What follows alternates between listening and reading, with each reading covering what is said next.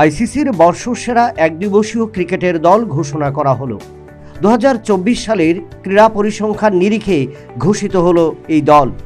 শুধুমাত্র 4টি দলের ক্রিকেটারদের পরিসংখ্যানের ভিত্তিতেই বাছাই করা হলো সেরা একাদশ।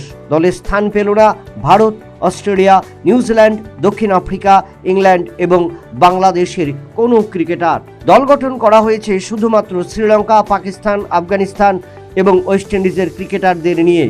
ঘোষিত একাদশের দলনায়ক হিসাবে নির্বাচিত হয়েছেন শ্রীলঙ্কার অধিনায়ক চরিত আসালাঙ্কা।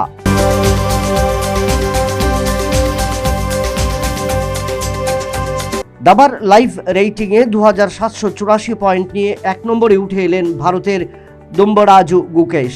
অর্জুন এরিগেসকে পেছনে ফেলে দিয়েই গুকেশ শীর্ষস্থান দখল করে নিলেন পুনরায়। শুধু তাই নয়, বিশ্ব চ্যাম্পিয়ন হিসাবেও 1 নম্বর স্থান ধরে রাখলেন গুকেশ। টাটা স্টিল দাবা থেকে শুরু করে বর্তমান সময় পর্যন্ত একাধিক আসরে অর্জুন এবং গুকেশের লড়াই করেছিলেন। তবে সেই ক্ষেত্রে 2777 পয়েন্ট থেকে 7 পয়েন্ট বাড়িয়ে 2784 পয়েন্ট নিয়ে শীর্ষস্থানে উঠে এলেন গুকেশ।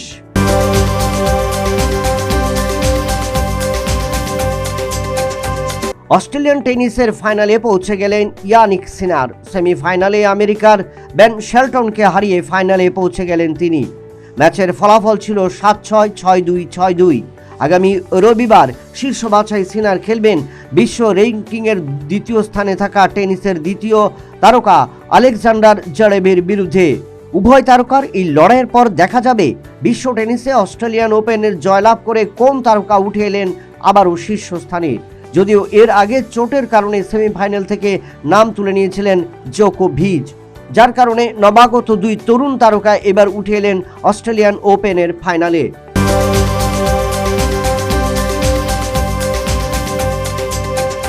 ঘরের মাঠে ত্রিপুরা যখন বড় রানের পাহাড় গড়তে ব্যর্থ হলো, ঠিক তখন বড় রানের লক্ষ্যে এগুচ্ছে সার্ভিসেস। ত্রিপুরার 212 রানের জবাবে দ্বিতীয় দিনের শেষে সার্ভিসেসের সংগ্রহ 1 উইকেটে 114। ওপেনার শোভম রোহালি অপরাজিত 57 রানে এবং অর্জুন শর্মা অপরাজিত রয়েছেন 26 রানে। তৃতীয় দিনে দলীয় ওপেনাররা এই ধারাবাহিকতা বজায় রাখতে পারলে রাজ্য দল থেকে প্রথম ইনিংসে লিড নেবার বড় সুযোগ থাকবে সার্ভিসেসের কাছে। যদিও প্রথম দিনের 4 উইকেটে 116 রান হাতে নিয়ে খেলতে নেমে দ্বিতীয় দিনে রাজ্য দল নিজেদের ইনিংস শেষ করল 212 রানে। শেষ 6 উইকেটে সংগ্রহিত হল 96 রান। ত্রিপুরার পক্ষে শ্রীনিবাস শ্রীশান্ত সর্বোচ্চ 76 এবং রাজদ্দে করে 40 রান।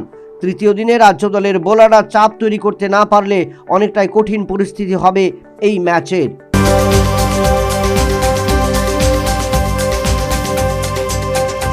অস্মিতা ফুটবলে শুক্রবার অনুষ্ঠিত হলো 4টি ম্যাচ। 2টি ম্যাচে বড় ব্যবধানে জয় তুলে নিল ত্রিপুরা স্পোর্টস স্কুল।